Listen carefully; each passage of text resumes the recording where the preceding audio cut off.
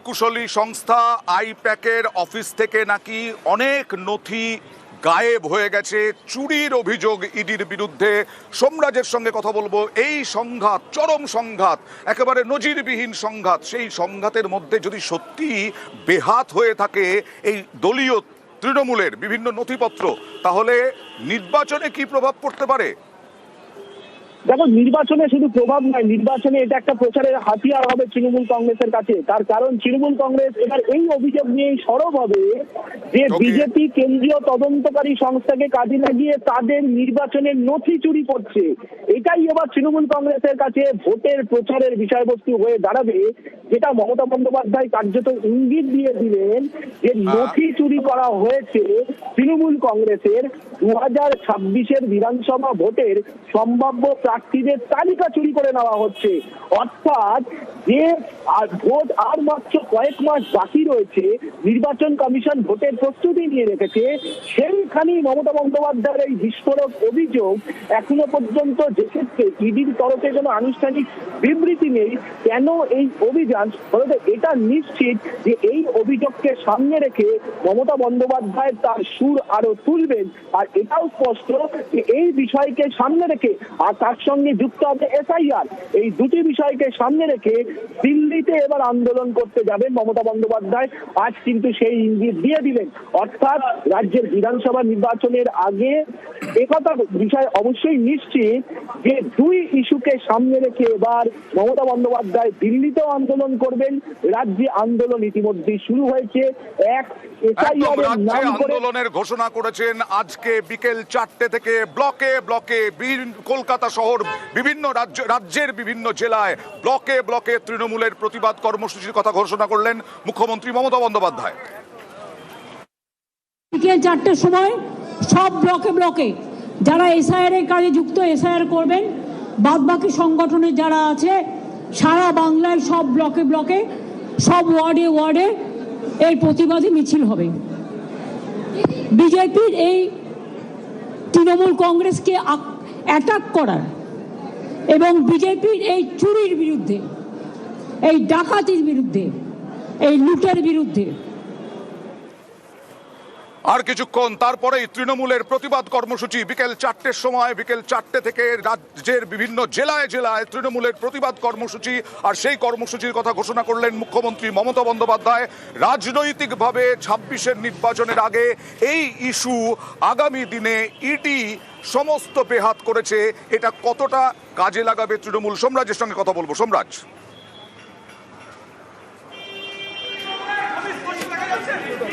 তালিকাকে সামনে রেখে 2026-এর বিধানসভা ভোটের ময়দানে লড়তে যাবে তৃণমূল কংগ্রেস। সেই জায়গা থেকে মমতা বন্দ্যোপাধ্যায় আজকে বিস্ফোরক অভিযোগ করলেন যে সেই সম্ভাব্য প্রার্থীদের তালিকায় ইডি চুরি করেছে। ফলত এটা নিশ্চিত যে আজকের এই যে ইডি এবং তৃণমূল কংগ্রেসের যে সংঘাত, এই সংঘাতের সুর মমতা বন্দ্যোপাধ্যায় আরো চড়া করবেন। তার কারণ মমতা বন্দ্যোপাধ্যায় আজকে এটাও বললেন যে তিনি দিল্লি যাবেন। এবার কেন্দ্রীয় স্বরাষ্ট্রমন্ত্রী অমিত শাহকেও তিনি কড়া আক্রমণ করছেন। অর্থাৎ মমতা বন্দ্যোপাধ্যায় বিধানসভা ভোটের এই নথি চুরির যে অভিযোগ, সেই অভিযোগ এবং তার সঙ্গে তৃণমূল কংগ্রেসের যে বিভিন্ন গুরুত্বপূর্ণ নথি আইপ্যাকের অফিসে রয়েছে, সেটা নিয়েও তিনি চুরির অভিযোগ করছেন। দুটিকে সামনে রেখেই এবার মমতা বন্দ্যোপাধ্যায় লাগাতার প্রচার করবেন। আগামী দিনে মমতা বন্দ্যোপাধ্যায়ের যে সভাগুলি থাকবে, এটা নিশ্চিত যে সভাগুলির শুরুতেই মমতা বন্দ্যোপাধ্যায় এবার কেন্দ্রীয় তদন্তকারী এজেন্সিকে আক্রমণ করবেন। অবশ্যই তার সঙ্গে থাকবে এসআইআর। কারণ আজকে যদি তুমি মমতা বন্দ্যোপাধ্যায়ের বক্তব্য দেখো, সেখানে কিন্তু একটা বিষয় বারবারই বলছেন, এসআইআর নিয়ে তিনি প্রতিবাদ করছেন, তার দল প্রতিবাদ করছে, এসআইআর এর কারণে একাধিক মৃত্যুর ঘটনা ঘটছে। ফলত তার কারণে কি এই আইপ্যাকের অফিস এবং আইপ্যাক সংস্থার যিনি মালিক তার বাড়িতে হানা, এই প্রশ্ন তুলে দিয়েছেন মমতা বন্দ্যোপাধ্যায়। সেদিক থেকে এটা বলাই যায় যে এবারের বিধানসভা ভোটের প্রচারের হাতিয়ার মমতা বন্দ্যোপাধ্যায়ের কাছে তার সংস্থার অফিসেই কেন্দ্রীয় তদন্তকারী সংস্থার হানা এবং নথি চুরি, যেটা সব থেকে বড় অভিযোগ মমতা বন্দ্যোপাধ্যায় রাজ্য রাজনীতিতে যে অভিযোগ দিয়ে তোলপাড় আমি আসবো ফেলেছে। সোমরাজ। এসআইআর ইস্যুতে অমিত শাহকে বারবার আক্রমণ করে এসেছেন মমতা বন্দ্যোপাধ্যায়। এবার অমিত শাহেরই যে ডিপার্টমেন্ট ইডি, সেই ইডি এখন তল্লাশি আইপ্যাকের অফিসে এবং আইপ্যাকের কর্ণধারের অফিসে। সেই আইপ্যাকের অফিসে মুখ্যমন্ত্রী মমতা বন্দ্যোপাধ্যায় বসে আছেন। আজকেও সকালবেলা অমিত শাহকে তো आप देखिए, अगर अमित शाह आपको बंगाल को जीतना है तो आपको हिम्मत है तो आप इलेक्शन में लड़ाई करके आइए। आप क्यों हमारा पार्टी आईटी सेक्टर को रेड करके पूरा पेपर ले लिया? आप क्यों हमारा बंगाल में एक जो क्रेडिबिलिटी नहीं है जो ऐप का, उसको देके आप एक बीजेपी वर्कर को इलेक्शन कमीशन ऑफिस में बैठा के 54 लाख नाम को डिलीट कर दिया, फॉर्म 7 फिलअप करने नहीं दिया, फॉर्म 8 भी फिलअप करने नहीं दिया, यारों को नाम मिसयूज किया है, जिसमें एसोसिएशन लेटर भी लिख के प्रोटेस्ट किया है। इसका बाद जो आपका बीएलओ जाके सेटिस्फाइड होके जो नाम उठाया था लिस्ट में, उससे भी आप देख के 1.5 करोड़ लोगों का, अबाउट 1.5 करोड़ आपने नोटिस दिया है लॉजिस्टिकल डिस्क्रिपेंसी का नाम पे, लेकिन वो लिस्ट हम लोगों का पास में नहीं है। আর ইডির বিরুদ্ধে এবার চুরির অভিযোগ দায়ের। বিধাননগর ইলেকট্রনিক কমপ্লেক্স থানায় চুরির অভিযোগ দায়ের ইডির বিরুদ্ধে। আরো একবার চলে যাব সোমরাজের কাছে। সোমরাজ, ইডি এবং রাজ্য সংঘাত কোন পর্যায়ে? ইডিও চলে গেছে আদালতে রাজ্যের বিরুদ্ধে। একদমই, দেখো, ইডি এবং সরকার সংঘাত চরমে।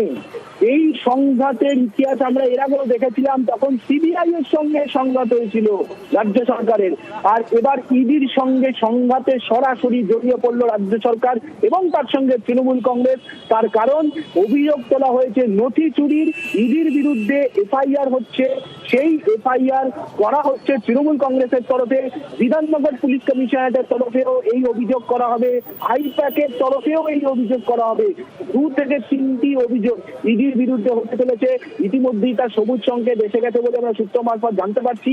অন্যদিকে আইপ্যাকের অফিসে মমতা বন্দ্যোপাধ্যায়, রাজ্যের মুখ্য সচিব, মুখ্যমন্ত্রী প্রধান সচিব মনোজ পান্ত এবং তার সঙ্গে স্বরাষ্ট্র সচিব এবং পুলিশের উচ্চপদস্থ আধিকারিকরা রয়েছেন, বৈঠক করছেন। শুধু তাই নয়, তার যে প্রতিদিনের যে কাজ, সরকারি কাজ, তার আজ নবান্ন যাওয়ার কথা ছিল।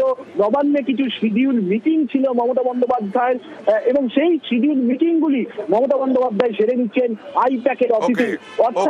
তুমি যেটা বললে যে ইডির বিরুদ্ধে চুরির অভিযোগ, এই চুরির অভিযোগ দায়ের হবে, এই ইঙ্গিত দিয়ে রেখেছিলেন মুখ্যমন্ত্রী মমতা বন্দ্যোপাধ্যায়। মুখ্যমন্ত্রী মমতা বন্দ্যোপাধ্যায় কি বলেছিলেন অভিযোগ দায়ের নিয়ে, দেখুন। वो तो फॉरेंसिक टीम ले आके पहले बहुत सारे ट्रांसफर भी किया है, वो जो किया है क्राइम किया है, इसका बारे में एफआईआर होगा फॉरेंसिक टीम का बारे में। वो तो फॉरेंसिक टीम ले आके पहले बहुत सारे ट्रांसफर भी किया है, वो जो किया है क्राइम किया है, इसका बारे में एफआईआर होगा फॉरेंसिक टीम का बारे में।